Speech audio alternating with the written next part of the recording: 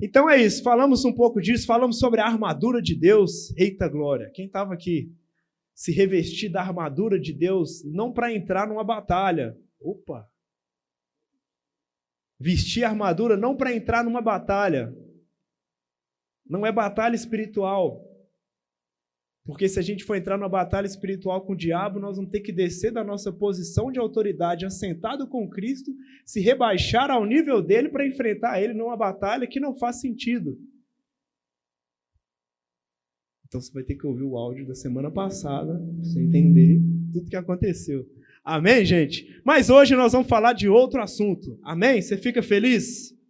Amém. Nós vamos falar hoje sobre a igreja e a pós-modernidade. Coloca o... Deixa eu ligar aqui, Pedrinho, para ver se tá certo. O Vini, tá gravando? Boa. Vamos gravar, pessoal, para o pessoal que não conseguiu ver.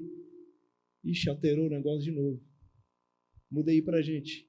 Olha, nós vamos falar sobre a igreja e a pós-modernidade. Eu quero tratar hoje sobre 3 assuntos, mas assim, muito rápido, que é a missão da igreja como autoridade, um papel da igreja de influenciar a sociedade, não só no meio político, não só no meio econômico, mas também no comportamento do evangelho de Deus. Eita glória! É um pouquinho só do trecho sobre a igreja e a pós-modernidade. E no final, espero eu que tenha tempo, nós vamos falar sobre a ótica do evangelho, sobre a forma de ser igreja. Amém, gente? Vamos falar sobre a igreja que é sal, que é luz, que ela foi chamada para reconciliar. Tudo isso nós vamos falar aqui no dia de hoje. Acredito eu que vai dar tempo de falar tudo. Abra sua Bíblia comigo lá em 2 Coríntios, capítulo 5, versículo de número 13. Os irmãos vão colocar a mão em cima do computador com o slide e vai dar certo em nome de Jesus. Amém, gente? 2 Coríntios, capítulo de número 5, versículo de número 13. Eu vou ler aqui na Almeida Revista Atualizada. Fala assim: porque se enlouquecemos é para Deus, e se conservamos o juízo é para vós outros, pois o amor de Cristo nos constrange.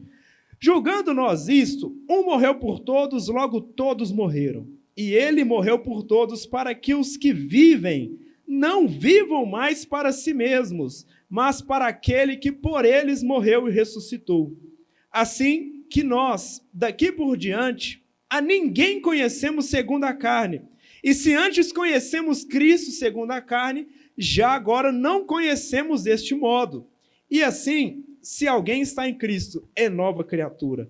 As coisas antigas já passaram, eis que se fizeram novas. Ora, tudo provém de Deus, que nos reconciliou consigo mesmo por meio de Cristo, e nos deu o ministério da reconciliação, a saber que Deus estava em Cristo, reconciliando consigo o mundo, não imputando aos homens as suas transgressões, e nos confiou a palavra da reconciliação, de sorte que somos embaixadores em nome de Cristo, como se Deus exortasse por nosso intermédio, em nome de Cristo, pois rogamos que vos reconcilieis com Deus. Aquele que não conheceu o pecado, ele o fez pecado por nós, para que nele fossemos feitos justiça de Deus. Amém, meu irmão? Essa é a palavra de Deus, 2 Coríntios, capítulo 5, versículo de número 13. Olha só, se a gente for ler, um pouquinho mais, nós vamos ver que Paulo está falando que nós somos embaixadores em nome de Cristo. Habilitados para quê? Com o ministério da reconciliação. Eu gosto de analisar o mesmo texto em outro versículo, ou em outra versão, em uma outra tradução, que às vezes na tradução já se auto-explica. Se a gente for ler esse mesmo texto, eu vou pular lá para 2 Coríntios, capítulo 5, na NVT, a gente leu na Ara, vou ler na NVT, olha só, a parte de baixo aqui, ó. E tudo isso vem de Deus, aquele que nos trouxe de volta para si, por meio de Cristo, e nos encarregou de reconciliar os outros com Ele. E olha só que legal. Pois em Cristo, Deus estava reconciliando consigo o mundo, não levando mais em conta o pecado das pessoas. E ele nos deu essa mensagem maravilhosa de reconciliação. Meu irmão, esse ponto é muito interessante porque Paulo está falando sobre o ministério da reconciliação. Eu e você temos uma missão, como igreja e como cristão. Que missão é essa? O ministério da reconciliação. Nós somos embaixadores de Cristo. E reconciliação, o próprio nome reconciliação já diz o que significa reconciliação. É reconciliar, é trazer de volta, é fazer as pazes, é talvez religar. E aqui nesse texto especificamente, Paulo está dizendo que a missão da igreja é reconciliação. Mostrar para o mundo, mostrar para as pessoas que Deus não está mais levando em conta o pecado delas. Pelo contrário, Deus fez Jesus oferta pelo nosso pecado, para que hoje eu e você pudéssemos ser justiça de Deus. O ministério da reconciliação é o quê? Anunciar Jesus Cristo como oferta pelos pecados, mostrando para a igreja, mostrando para as pessoas, mostrando para o mundo que Deus não leva mais em conta a transgressão das pessoas. Pelo contrário, ele está dizendo, reconcilie o mundo comigo. Eu fiz as pazes com o mundo.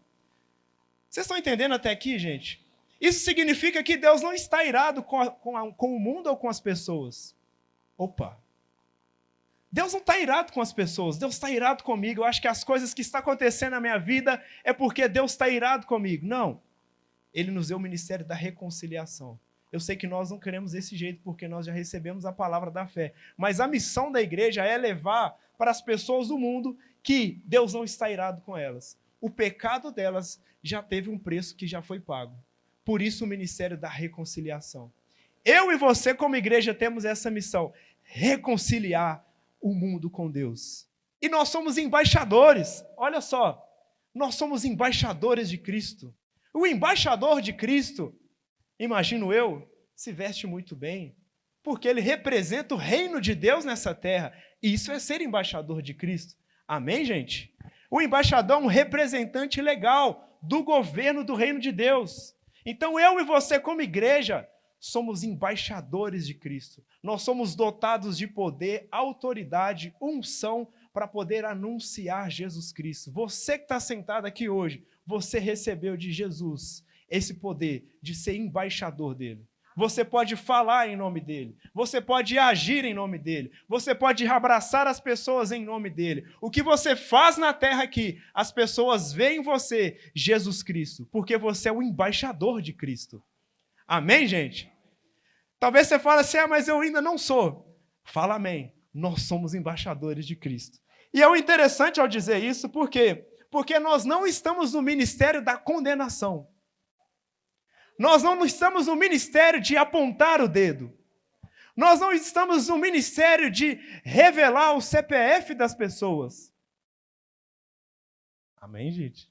Nós estamos no ministério da reconciliação, para ser embaixador de Cristo, mostrando o reino de Deus de amor. Se no reino de Deus há bondade, eu sou representante dele como embaixador, eu carrego bondade por onde eu passo.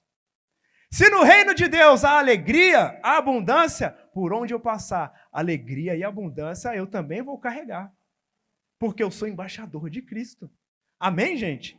E aí, vamos dar uma mergulhada um pouquinho mais, entendendo isso. Eu queria te dar, se me desse a permissão, para a gente dar uma pincelada histórica e pegar alguns pontos dessa carta de Coríntios e entender um pouco o contexto de Coríntios para a gente poder entrar no mundo moderno e no mundo pós-moderno. É uma pincelada histórica bem rápida, porque não dá tempo da gente entrar profundamente em todos os aspectos. Beleza, pessoal? Vai estar rolando uma caixinha de perguntas lá no Instagram do Verbo Arvoredo. Beleza, claro? Vai estar rolando uma caixinha de perguntas. Se você tiver dúvidas, quiser fazer alguma pergunta, você pode entrar lá no Instagram, Verbo Arvoredo. Vai ter uma caixinha de perguntas lá para você enviar essas perguntas e nós vamos responder essa pergunta em breve. Não hoje. Talvez em breve, ou hoje, mais tarde, ou amanhã. Mas vai ser respondida as suas perguntas. Amém, gente? Voltando para a pincelada histórica, a cidade de Corinto, ela estava localizada numa região muito estratégica para a evangelização e para a pregação da palavra de Deus. Paulo fundou uma igreja ali. Quando ele funda essa igreja naquele lugar, em Corinto, ele sabia de todos os problemas, ele sabia de tudo que acontecia ali, porque ele mesmo esteve lá. A igreja de Corinto, a cidade de Corinto que está falando ali, era uma cidade muito rica, muito próspera. Era uma cidade marítima, tinha um porto, então a economia girava muito bem. Tinha pessoas visitando a cidade o tempo inteiro. Então é uma cidade rica. Quando Paulo funda a igreja, estabelece a igreja lá em 51 depois de Cristo, essa igreja se torna uma igreja tão poderosa de dons, tão rica no poder de Deus, tanto que 1 Coríntios vai dizer exatamente isso. Vocês são ricos, vocês sabem de tudo, vocês estão só aguardando a volta de Jesus, porque vocês fluem no dom, tem profecia, tem milagre, tem cura, tem tudo acontecendo. Mas aí depois tem os problemas. Mas é uma igreja rica, cheia de poderes da parte de Deus. E aí, exatamente nesse tempo, ela também vivia desafios morais.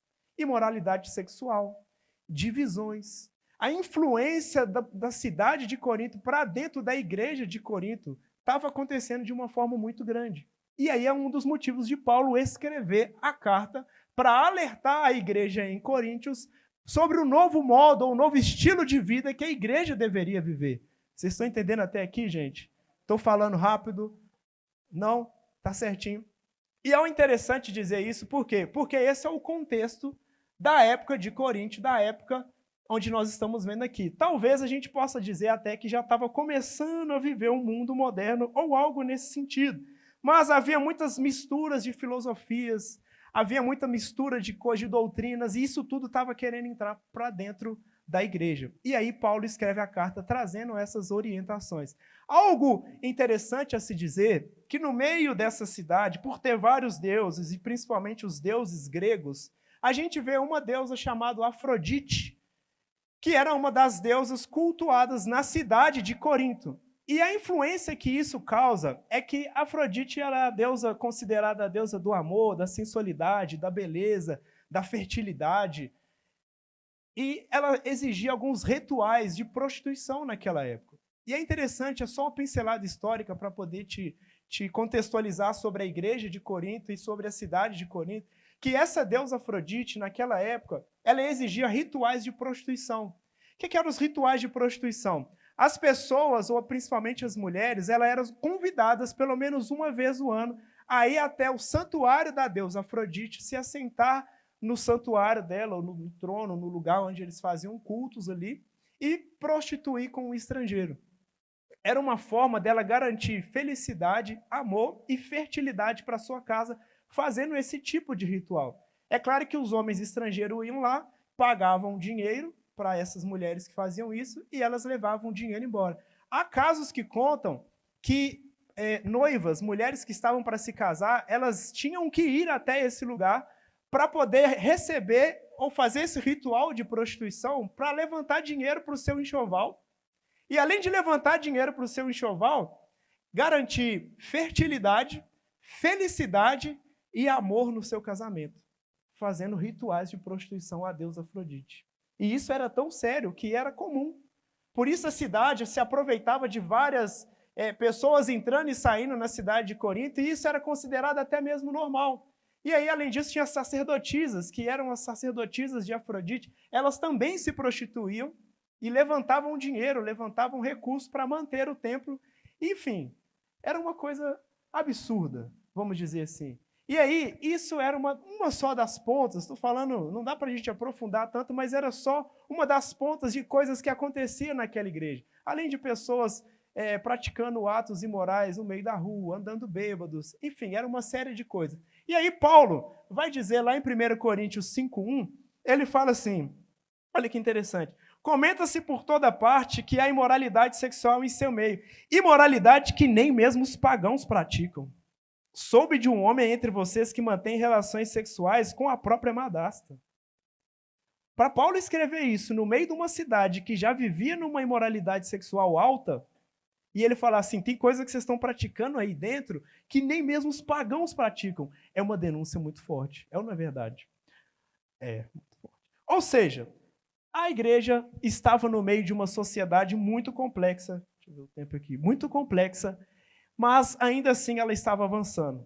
Ela estava ganhando forma, ainda assim Paulo traz instruções com muito amor, com muita compaixão, traz instruções de como viver um novo estilo de vida de Cristo, amando as pessoas e não condenando as pessoas. Como eu disse no início, qual que é o início que ele começa dizendo ali? Nós temos um chamado, e o chamado de fazer o quê? Reconciliar o mundo com Deus. Não condenar, mas trazer de volta aqueles filhos que estão perdidos à casa do Pai. Esse é o chamado da igreja. Amém, gente? E mesmo em meio a uma sociedade complexa, como ele escreve tudo isso aí, ele está dizendo isso. Olha só, 1 Coríntios 10, 32 vai dizer: não vos tornei causa de tropeço nem para judeus, nem para gentios, nem tampouco para a igreja de Deus. Assim como também eu procuro em tudo ser agradável a todos, não buscando o meu próprio interesse, mas o de muitos, para que sejam salvos. Olha só, Paulo está dizendo que ele mesmo pregava. E ele mesmo, você vai ler a carta de Coríntios, ele mesmo se fazia de fraco para os fracos, chorava com os que choram, ria com os que riam, ajudava quem estava perto, para quê? A fim de ganhar as pessoas, a fim de mostrar a salvação, a fim de mostrar o amor de Deus, a fim de pregar Jesus Cristo, mostrando que em Jesus Cristo há salvação. Vocês estão entendendo, meus irmãos, até aqui? E aí, vamos avançar um pouquinho para a gente conseguir entrar no mundo moderno, que é o mundo moderno onde a gente vê o que está acontecendo nos dias de hoje. E aí, se você me permite, queria te levar para uma outra pincelada histórica, para você entender um contexto aonde nós vamos chegar até a modernidade. E aí eu vou te pedir um pouquinho de paciência, tá bom, pessoal? Vou tentar fazer um resumo bem breve sobre a história da igreja, mas assim, em 5 minutos, para não gastar todo o tempo que a gente tem, mas só para você entender o contexto e aonde chega o mundo moderno e os conceitos da modernidade que influenciam o nosso dia de hoje. Amém? Estão comigo? Estão comigo ou não? Amém. Olha só. Vamos começar de um ponto. Amém, Rafa? Vamos começar de um ponto. Primeiro, a igreja primitiva, a gente sabe que é a igreja dos apóstolos. Amém? Essa igreja começa a ganhar força, ela começa a se espalhar, ela começa a influenciar a sociedade. Nós estamos falando da história da igreja.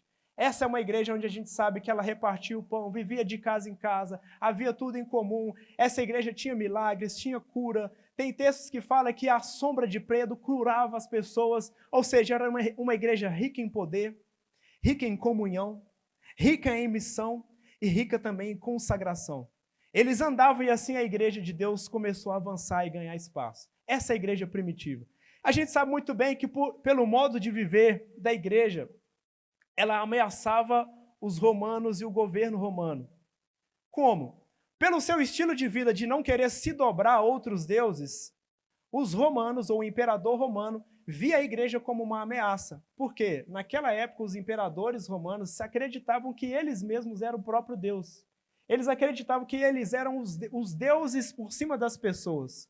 E por eles acharem que ele era o Deus em cima das pessoas, ele exigia respeito, adoração, sacrifícios, incensos e um estilo de vida que as pessoas tinham que adotar para o imperador. Porém, os cristãos não aceitavam isso. Por quê? Só adoramos a um só Deus, o nosso Senhor. E aí eles não se dobravam. E por eles não se dobrar, perseguição. Vocês não querem se dobrar, vocês são ameaça para nós. Vamos matar. Enfim, vai ficar nessa brincadeira de mata e não mata, mata e não mata.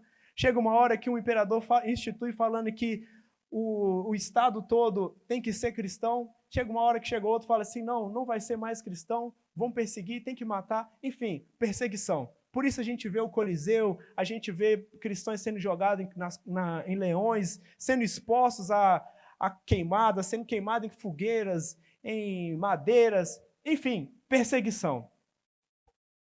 Mas a perseguição não parou a igreja. Amém? A perseguição não parou a igreja continuou avançando, a igreja continuou se espalhando. E aí nós vamos pular alguns anos, Lucas, vou ter que pular alguns anos da história, sei que você vai ficar triste, mas eu vou ter que pular uns anos dessa história. Por quê? A perseguição continuou, a igreja se espalhou, mas a igreja se tornou forte na sociedade ao ponto de influenciar o que seria a economia, a política, os ensinos, o conhecimento, tudo a igreja tinha esse poder. E aí a gente vai viver uma época na Idade Média que é a época do teocentrismo, ou seja, Deus no centro de tudo. o homem começa a estudar sobre Deus, sobre os aspectos de Deus, e tudo era governado em volta daquilo que era o princípio de Deus. E a igreja no centro, como isso, levando as pessoas a conhecerem a Deus também, em um determinado momento. Vai ter uns problemas, vai vir Lutero, mas não vou entrar nesse detalhe agora porque não vai dar tempo. Mas rolava o teocentrismo. Amém, gente? E aí, pulando um pouco mais ainda, vou ter que avançar, próximo do século XVII, vemos a mudança do teocentrismo para o renascentismo e o iluminismo ganhando força. O que é isso? O que são esses dois pontos? Simplesmente o homem ou a sociedade querendo se livrar dos preceitos e conceitos que a igreja colocava como princípios de Deus para se tornar uma sociedade livre. Agora o homem não está mais, o Deus não está mais no centro. Agora o homem está no centro. Aí entra o que a gente chama de antropocentrismo. Falei certo, Diário?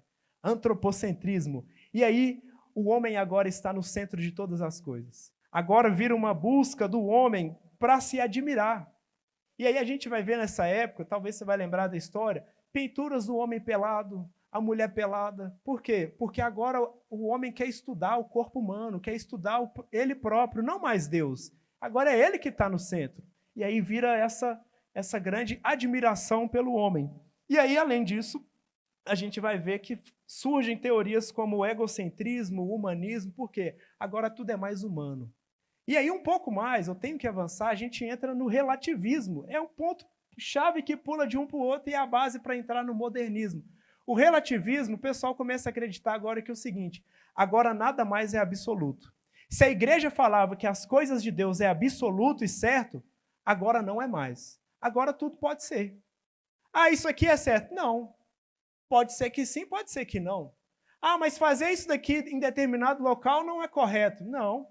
Pode ser que sim, pode ser que não. E aí entra esse pensamento e começa a tomar toda uma sociedade pensando de forma relativa, de forma que assim, não, tudo pode ser, nada é certo, mas eu posso ir para um lado e posso ir por outro. E está tudo bem. E aí nós vamos ver a sociedade caminhando para isso. Esse é só um passinho que entra no mundo moderno, onde a gente vai ver uma revolução acontecendo.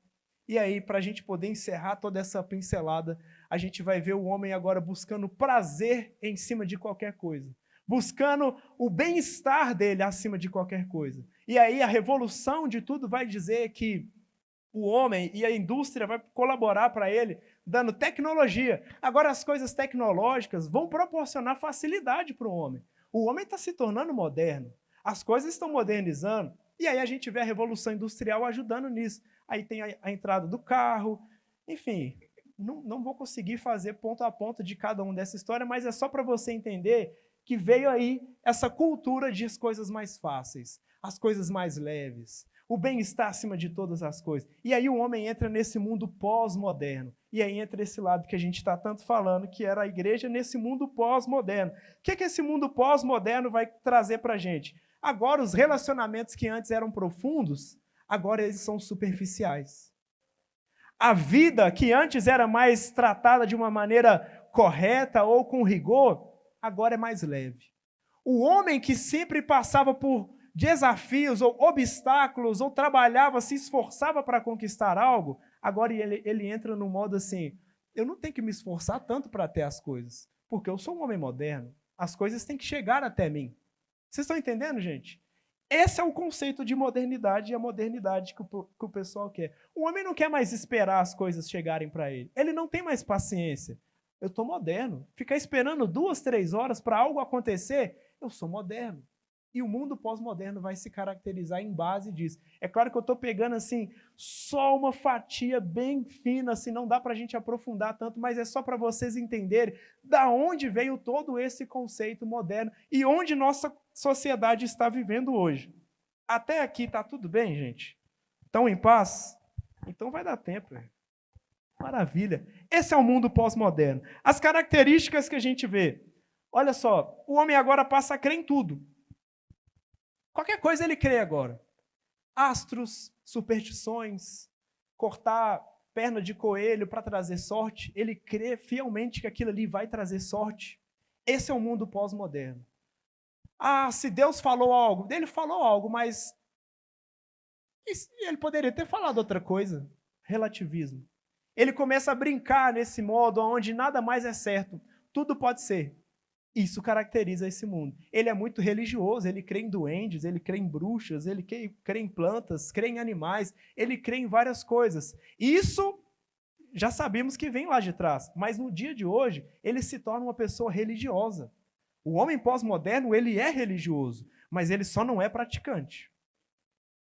Você é crente? Sou, mas eu não sou praticante. Você é católico? Sou, mas não sou praticante. Eu sou pós-moderno. O pós-moderno não se firma em nada. Ele é volátil, ele é líquido, é como uma água. Ele escorrega facilmente. Ele valoriza mais animais e plantas do que pessoas. É o mundo pós-moderno. Ele diz que tudo é fácil, tudo é válido, desde que seja bom e prazeroso. Quanto mais gostoso for, melhor é para mim. Se for difícil demais, parece que isso nem é de Deus. E aí o homem começa agora a escolher para ele só coisas que são boas. Se tem algo desconfortável, opa, isso está desconfortável demais, não é para mim. O homem passa a ter uma rejeição no mundo pós-moderno, a rejeição a qualquer tipo de aflição, luta, obstáculo, desafio. Essa palavra para ele não é aceitável. Por quê? Ele só quer as coisas boas. Ele quer só o melhor. Ele só quer o bem-estar. Quanto mais gostoso for e melhor for para mim, traz felicidade? Traz. Então é aí que eu estou. Por quê? Eu sou pós-moderno. Ah, isso aqui não te traz felicidade. Então, não é para mim. O homem agora fica em torno da felicidade. É meio diferente da nossa cultura que nós estamos falando?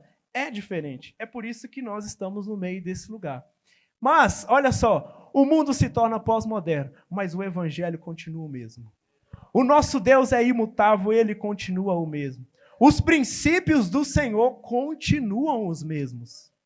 E nós somos essa igreja triunfante, relevante para influenciar nessa sociedade pós-moderna.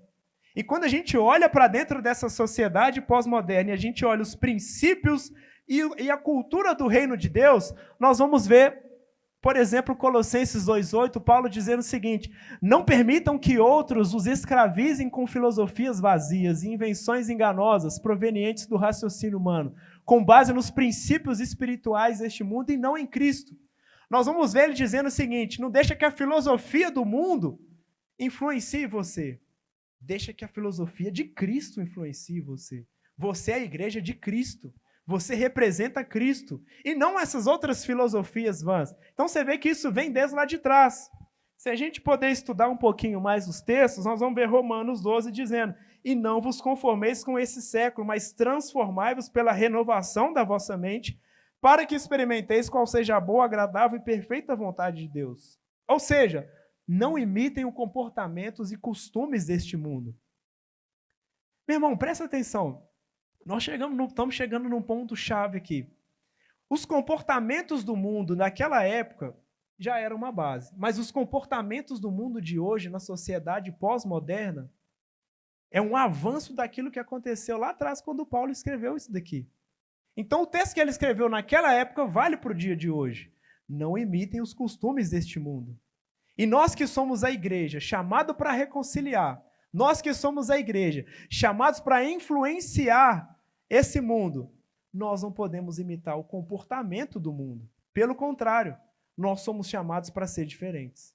Nós somos chamados para mostrar o reino de Deus. Nós somos chamados para mostrar o amor de Deus, não com os costumes e princípios igual o mundo faz, pelo contrário, com os princípios e a doutrina de Cristo. Vocês estão entendendo? E aí, vamos avançar um pouquinho mais. Vou entrar em alguns conceitos ou alguns pontos aonde a gente vai ver que esse mundo pós-moderno tenta deturpar o evangelho. Eu acredito que vai dar tempo, em nome de Jesus. Vamos entrar em um. Olha só, vou entrar só em um, para a gente poder começar a trabalhar. Família. O que é a família pós-moderna?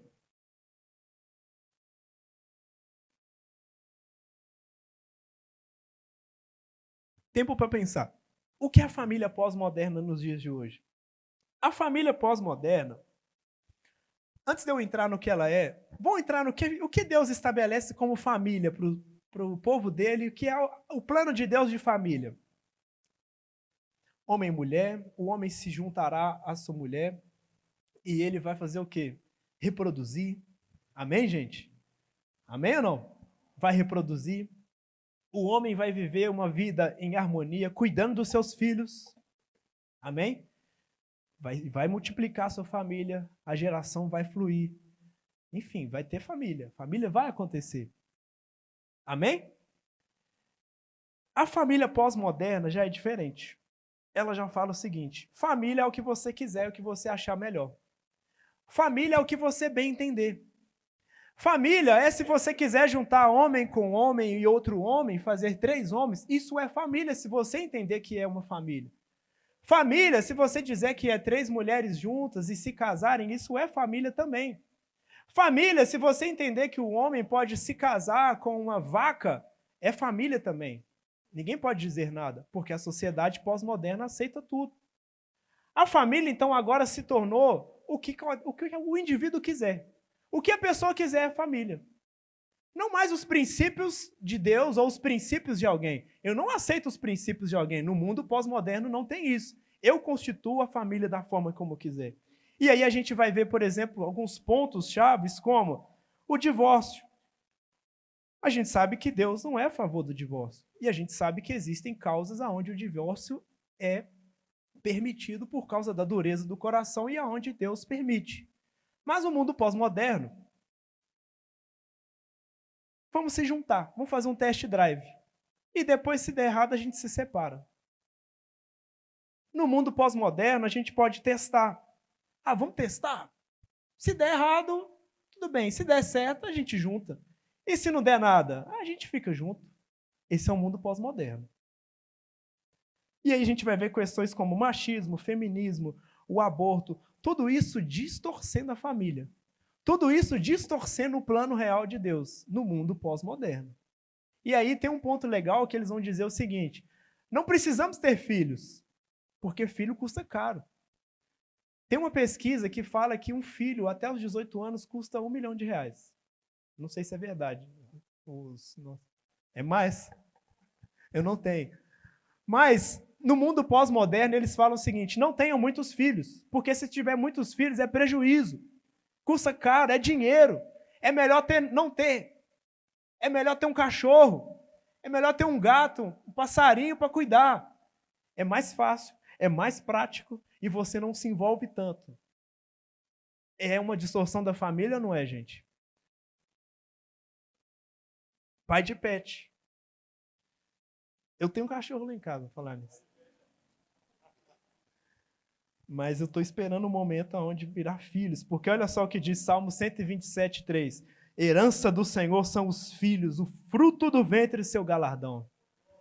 Ou seja, filhos, o papai disse o papai Daniel, filhos são herança do Senhor, mas na pós-modernidade não.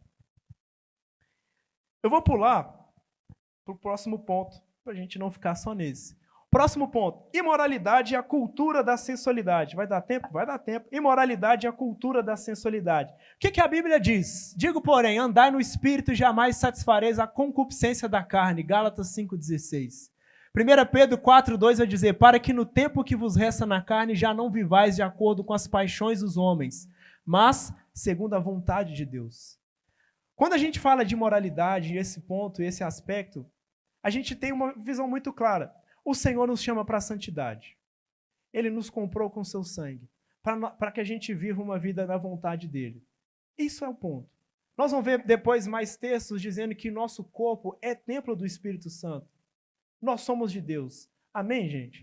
Mas no mundo pós-moderno, o sensualismo é visto como um luxo, é visto como um poder, é visto como algo sofisticado.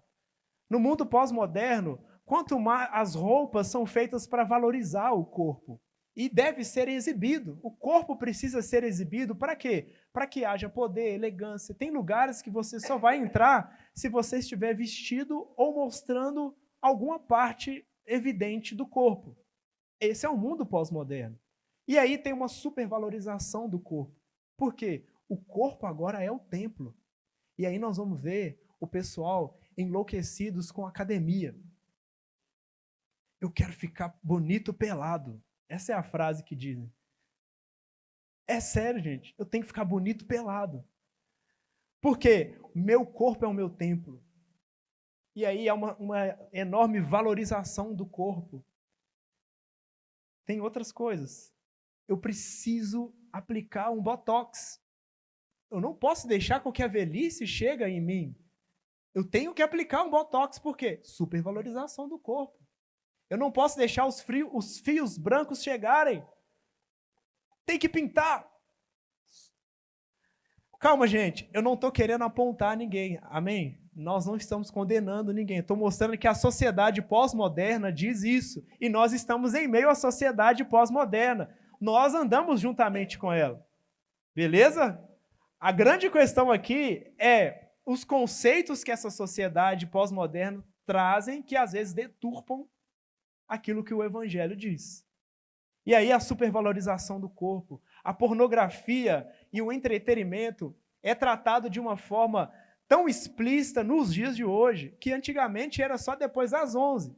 Ah, vai passar um filme na televisão, quem era das antigas, só depois das 11 que passava. E aí crianças vão todo mundo embora porque vai passar.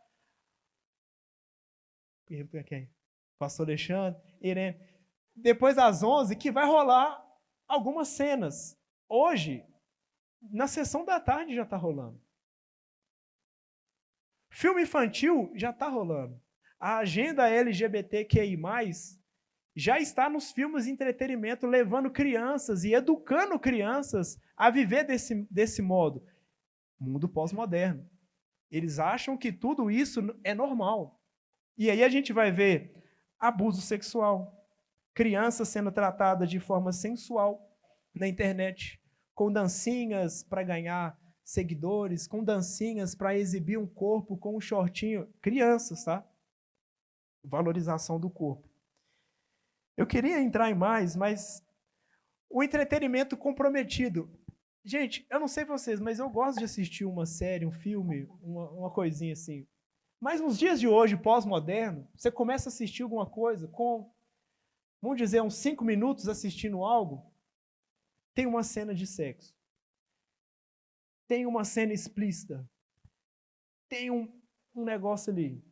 E aí você fala, poxa, não dá para ver, tem que desligar.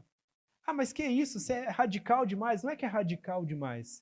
Mas se eu deixar essas coisas amoldar a minha mente, eu vou acabar pensando como o mundo pensa. E não mais vou entender que eu devo influenciar o mundo. Mas a igreja foi chamada para influenciar o mundo. Ser sal, ser luz, levar a palavra de Deus, levar amor, levar o ministério da reconciliação. Esse é o nosso papel como igreja. Agora, se eu deixar esses preceitos me moldar, como que eu vou influenciar o mundo? Como que eu vou falar algo sobre uma música se eu vivo escutando ela? Como eu vou falar algo sobre, não veja isso aqui, mas eu estou vendo muito mais e ainda pior? Vocês estão entendendo como que o conceito muda? Se eu entender, eu estou no mundo pós-moderno, mas eu não faço parte dessa mesma cultura. Eu tenho a cultura do reino de Deus habitando dentro de mim. Os princípios e valores que eu tenho são os princípios de Cristo. E assim eu vou avançando. Amém? Vai dar tempo de entrar em mais um. Vamos entrar em mais um? Vamos. Olha que beleza. Vamos ler só. Ah, não, vamos ler o texto. Estou falando coisa ruim, né? Esses problemas, mas olha só. 1 Tessalonicenses 5:22. Abstende vós de toda forma de mal. É o que nós estamos falando. Se o mundo vai mal, fuja da aparência do mal. Amém, gente? 1 Pedro vai dizer, vou pular aqui o texto aqui, ó. Como filhos da obediência, não vos amoldeis às paixões que tínhamos anteriormente na vossa ignorância. Pelo contrário, segundo é santo aquele que vos chamou, tornai-vos santos também em vós mesmos, em todo o vosso procedimento. Porque escrito está, sede santos, porque eu sou santo. Nós somos chamados a viver em santidade. Amém, meu irmão? Vou pular mais um. E não sei se vai dar tempo da gente ficar só nesse aqui. Tem mais. O Rafa falou. Vocês estão entendendo, pessoal? Amém. Vou entrar nesse aqui. Tudo por prazer. Culto ao prazer e ao bem-estar. É uma das filosofias do mundo pós-moderno. O que diz a palavra de Deus? Vamos primeiro na palavra de Deus. Tito 2,11 fala o seguinte. Porquanto a graça de Deus... Deixa eu ver se está anotado aqui. Não anotei não. Portanto, porquanto a graça de Deus se manifestou salvadora a todos os homens, educando-nos para que, renegadas a impiedade e as paixões mundanas, vivamos no presente século sensata, justa e piedosamente aguardando a bendita esperança e a manifestação da glória do nosso grande Deus e Salvador Cristo Jesus, o qual a si mesmo se deu por nós, a fim de remir-nos de toda iniquidade e purificar para si mesmo um povo exclusivamente seu, zeloso de boas obras. Amém, meu irmão? Olha só que maravilha. Só que hoje, nós vemos esse chamado para a gente viver aguardando a volta e a bendita esperança. Mas só que o mundo pós-moderno prega outra coisa. Na pós-modernidade, ostentação, esbanjar, é o que mais tem de melhor. A busca desesperada por likes, por ser conhecido nas redes sociais, por ter números virtuais e pessoas virtuais, é o que caracteriza o mundo pós-moderno. Ter relacionamentos que não são de verdade, mas relacionamentos que são virtuais, superficiais, ou até que podem ser desligados com um botão, é o que caracteriza o mundo pós-moderno. Ah, essa pessoa está me enchendo demais, eu vou fechar ela e vou excluir ela. É mais fácil eu excluir, me afastar, do que eu resolver algo com ela. É uma pregação do mundo pós-moderno. A busca desesperada a qualquer custo por ser aceito, por alguém te abraçar, por alguém te aceitar, é uma questão também. Tem lugar que você só vai entrar de uma certa forma se você estiver bem vestido. E tem lugar que você vai ir que você não quer que outras pessoas vejam que você está naquele lugar. É uma característica do mundo pós-moderno. Se você é uma pessoa que frequenta igreja, eu sou cristão, mas de repente você ainda não assumiu a sua posição em Cristo Jesus, se alguém do trabalho souber, ou se alguém de algum outro lugar, de alguma amizade souber que você está indo a uma igreja, você se esconde na hora. Não, você está indo, não estou indo na igreja, não, estou indo numa reunião. Por quê? Eu não quero ser visto como alguém cristão, ou como alguém que crê em Cristo, ou como alguém que veste essa camisa do corpo de Cristo. Pelo contrário, eu quero ser aceito onde é mais fácil. E em busca de aceitação, muitas pessoas no mundo pós-moderno têm se entregado a diversas paixões. Ah, eu posso beber um golinho daquela garrafa verde que tem uma estrela para que eu seja aceito no meio da galera da faculdade. Porque se eu não fizer isso, eu não sou pós-moderno moderno. Mas os conceitos que diz o princípio da palavra de Deus é diferente. Ah, se o cara do meu grupo, do meu convívio, me oferece um tapa, uma droga, alguma coisa ilícita para mim poder entrar numa viagem alucinógena, estou encorpando as palavras aqui, mas se eu aceitar, eu sou pós-moderno, eu sou descolado, eu sou aceito. Se eu não aceito esse tipo de coisa, eu sou visto como alguém duro, careta. As pessoas viram a cara para mim, eu me sinto envergonhado até de me posicionar diante de uma situação dessa, ou de alguém apontar o dedo e falar assim, cara, não é possível que você não vai fazer isso. E aí você se sente oprimido de alguém dizer para você que você não vai fazer aquilo porque aquilo fere os seus princípios, mas o mundo pós-moderno quer te empurrar para isso. Não, você tem que fazer isso. Mas fala assim, cara, peraí, eu tenho meu princípio. Eu não quero, eu sou bem comigo mesmo. Eu tenho Cristo, que é a alegria, que traz alegria para a minha vida todo dia. Eu não preciso disso. Mas o mundo pós-moderno quer dizer, não, você precisa disso. Porque agora tudo é permitido, tudo pode, tudo é liberado. Vocês estão entendendo até aqui, gente? E aí a gente vai ver a busca por facilidade e prazer. Como eu disse no início, a rejeição por qualquer tipo de dor ou sofrimento. Muitas vezes, no mundo pós-moderno, é pregado o seguinte, vou voltar um pouquinho. Antigamente, na época do pastor Alexandre, na época da Irene, se dizia nas igrejas que Deus tinha 3 tipos de resposta. Quando você pedia algo para Deus, ou ele falava sim, ou ele falava não, ou ele falava espera. Aí eu falei que era da época dele. E aí, por muitas vezes, o pessoal das antigas, como o pastor Alexandre, não tão antigo assim, mas... Não, gente, isso é 30 e poucos anos, calma, não é muito não. Nessa época, se falava assim, eu estou orando por algo, mas o Senhor parece que falou para esperar. Nessa época do pastor Alexandre, de 30 e poucos anos para trás, deu uma maneirada, não deu, pastor? Esperar era visto de maneira honrosa. Estou esperando em Deus. Aí teve movimentos antigos, né? Eu escolhi esperar. Mas esperar em Deus era visto como uma forma de louvor, de fé, de esperança. Meu Deus, estou esperando em Deus. No momento certo Ele vai dizer ou Ele vai fazer algo. Era visto como uma forma, até com um sorriso no rosto. Você perguntava, irmã, e aí, como é que tá? A irmã gritava lá de trás, estou esperando em Deus, mas com um sorriso no rosto. No mundo pós-moderno, eu fiz uma oração hoje, Deus não me respondeu. Eu vou parar de crer em Deus. Não dá mais para andar com isso aqui. Por quê? Porque Ele não me respondeu imediatamente. É uma geração pós-moderna que não consegue esperar, que não consegue aguardar o momento. Amém, gente? Vou parar aqui. Vocês estão entendendo? É uma geração que é superficial, que é rasa. E às vezes pode ser que tenha situações de dor, de sofrimento. Nós não fomos chamados para dor e sofrimento, amém? Mas o mundo tereis aflições. E as aflições caracterizam o mundo onde a gente vive hoje. Deus nunca prometeu que a gente não ia enfrentar desafios, lutas e aflições. Ele não prometeu isso. Ah, vocês vão ficar ileso de tudo.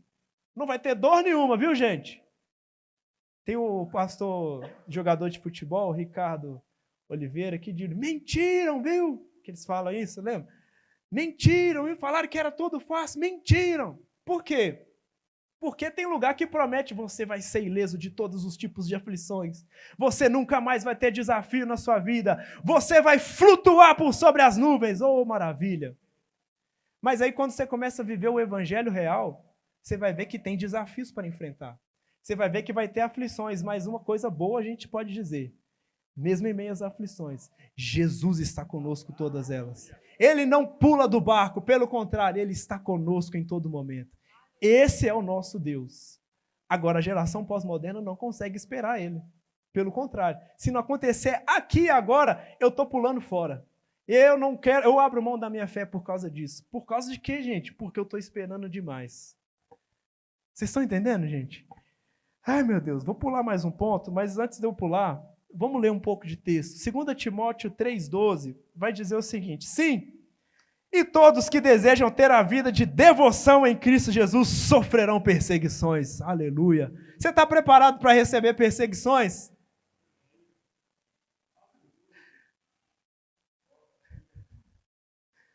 Amém, gente? Porque se eu estou pregando a filosofia de Cristo, se eu estou pregando o amor de Cristo, o mundo vai me odiar. Ele mesmo disse isso. Porque o mundo pós-moderno quer te enfiar a goela abaixo, princípios e conceitos. Mas se você está em Cristo, você é na contramão do mundo. E aí o mundo não vai te aceitar por causa disso. E aí nós vamos sofrer perseguições. A gente vai ver em vários lugares, né? A gente estava olhando a janela, como é que é o nome? Janela aberta? 1040, as portas abertas, isso, as portas abertas. Vários lugares onde não aceitam a pregação do evangelho. Perseguição por não aceitar o estilo de vida de Cristo. Vou parar aqui. Mas olha o que diz Mateus 16, 25. Pois quem quiser salvar a sua vida a perderá, mas quem perder a sua vida por minha causa a encontrará. Pois que adiantará o homem ganhar o mundo inteiro e perder a sua alma? O que o homem poderá dar em troca de sua alma? Esse é um texto que traz uma reflexão para a gente, pois eu quero o mundo, eu quero ganhar as coisas do mundo, eu quero conquistar riquezas, eu quero conquistar as coisas, mas o que vale ganhar isso tudo e perder sua vida? O que vale se entregar por todas elas, mas você perder a sua própria vida? É uma reflexão que o mundo pós-moderno traz para a gente. E aí, meu irmão, qual é a estratégia do diabo em cima de tudo isso? Eu não vou ler o texto, mas a estratégia do diabo em cima de tudo isso é manter o homem no centro de todas as coisas. É manter o homem buscando prazer para ele próprio. É manter o homem de forma que o homem agora começa a cultuar a si mesmo. A estratégia do diabo não é que o homem seja afastado da igreja ou dos princípios de Deus. Não, não. Ele quer que o homem continue ali, mas agora ele quer que o homem seja o seu próprio Deus. Essa é a estratégia do diabo. Que você seja o seu próprio Deus. Você manda, desmanda e faz. Você tem súditos aos seus pés. Mas, na verdade, você está sendo enganado. É a estratégia dele. É colocar o homem em busca do prazer a qualquer custo. E aí, infelizmente, muitos, e é por isso o alerta que a gente tem feito sobre a igreja, muitos têm ido nessa estratégia dele e têm se perdido, têm se desviado da fé. Poxa, eu entendi que agora eu sou Deus. E a gente vai ver versículos que falam que o homem é um pequeno Deus. Mas o diabo quer distorcer aquilo que é a verdade para falar, você é realmente um pequeno Deus. Por isso, governe. Você não precisa ser mais dependente de Deus. Você não precisa mais se submeter aos princípios de Deus. Não, não. Faça você os seus próprios princípios. Faça você suas próprias regras. Viva suas próprias regras. Meu corpo, minhas regras. Eu faço o que eu quiser. Eu pratico o que eu quiser. E ninguém pode me impedir. Mundo pós-moderno na estratégia de Satanás. Mas, para a gente encerrar, eu vou ter que pular. A solução é a gente ser igreja. Amém, meu irmão? A solução para a gente viver aquilo que o Senhor tem para nós numa sociedade pós-moderna é ser igreja. Se o pessoal da música quiser já subir. Ser igreja, meu irmão, é defender os princípios de Cristo. Ser igreja é assumir uma posição na qual Cristo nos chamou para viver, de reconciliadores, embaixadores de Cristo, mais do que vencedores, cooperadores com Cristo, sal, luz desse mundo, anunciando o amor de Cristo, pregando que as pessoas não estão mais debaixo de uma condenação, pelo contrário, existe um amor de Deus sobre as pessoas, existe graça disponível, existe lugar na mesa. Nós somos chamados para anunciar essas verdades. É a estratégia de quem? De Deus, que a igreja avance, que a igreja seja a igreja que dita qual é o estilo que a sociedade vai viver. É uma estratégia de Deus e nós somos essa igreja. Amém, gente? A igreja é chamada para viver em consagração. São 3 pontos, né, Rafa? Consagração, comunhão e comissão. Para viver em consagração, uma vida dedicada a Cristo. Nós não vamos conseguir entrar nesse finalzinho muito sobre esse ponto, porque isso é matéria para a próxima aula. Amém, gente?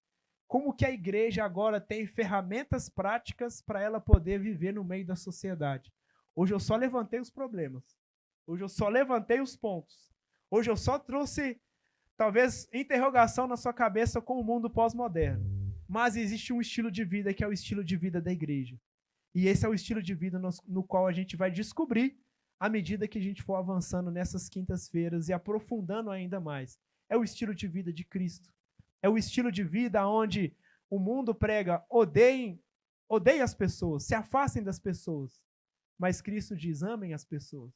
Ofereça a mão para as pessoas. Abracem as pessoas.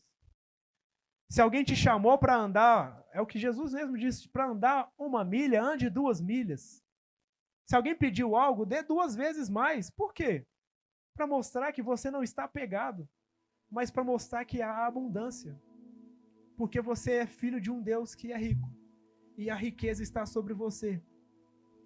Agora, o estilo de vida da igreja e do mundo entra em choque.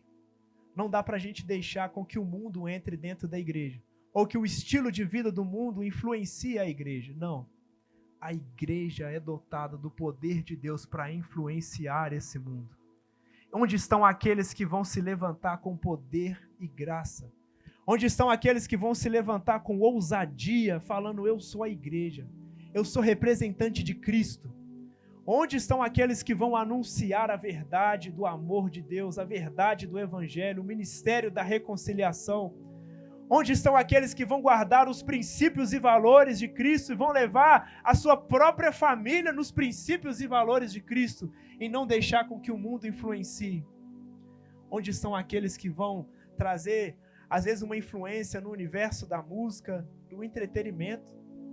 Onde estão aqueles que vão se levantar com voz, com ousadia, com coragem, mas para dizer: ei, existe um Deus que habita em mim, e Ele me leva a amar pessoas, não apontando o dedo, não, mas pregando sim o amor, pegando graça, arrependimento, vida de Deus.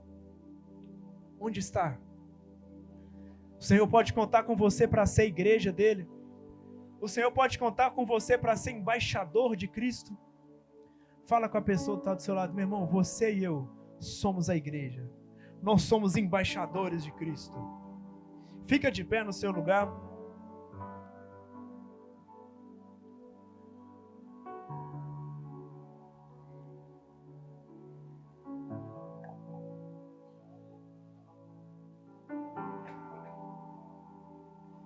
Nós vamos ter um momento para a gente poder orar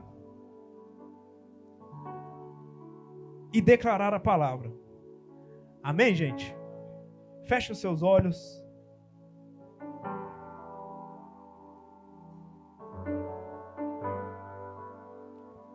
Nós sabemos que muitas são as tentativas de deturpar os princípios e aquilo que a palavra de Deus tem feito, mas nós não vamos parar.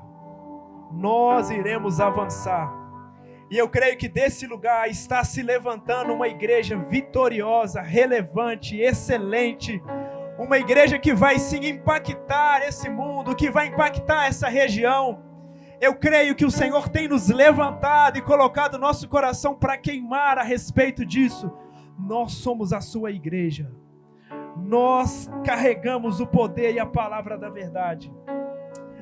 Pai, no nome de Jesus eu oro, agradecendo ao Senhor, Pai, pela vida do Senhor que está em nós, agradecendo porque maior é o Espírito do Senhor que habita em nós do que aquele que habita no mundo. Maior é o Espírito do Senhor que está dentro de nós e aquilo que nós carregamos do que o Deus desse século. Pai, nós declaramos sobre a vida de cada um dos nossos irmãos ousadia. Ousadia para anunciar, ousadia para amar, ousadia para pregar, ousadia para falar em lugares aonde talvez eles vão ser vistos como radicais, como caretas. Mas o Evangelho é poder de Deus. E nós queremos no poder do Senhor se manifestando à medida que nós abrimos a boca para anunciar esse Evangelho. Eu creio nisso, Pai. E te agradeço por essa palavra, te agradeço por esse tempo, em nome de Jesus. Amém.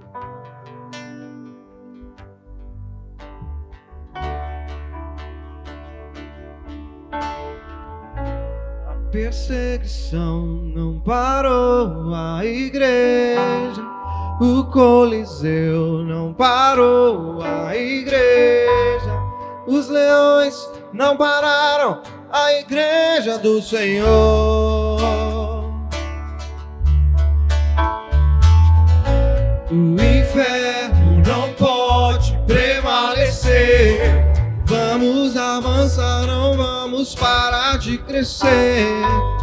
Ninguém pode parar a igreja do Senhor. Não caminhamos, não caminhamos pelo que vemos, e o que nos move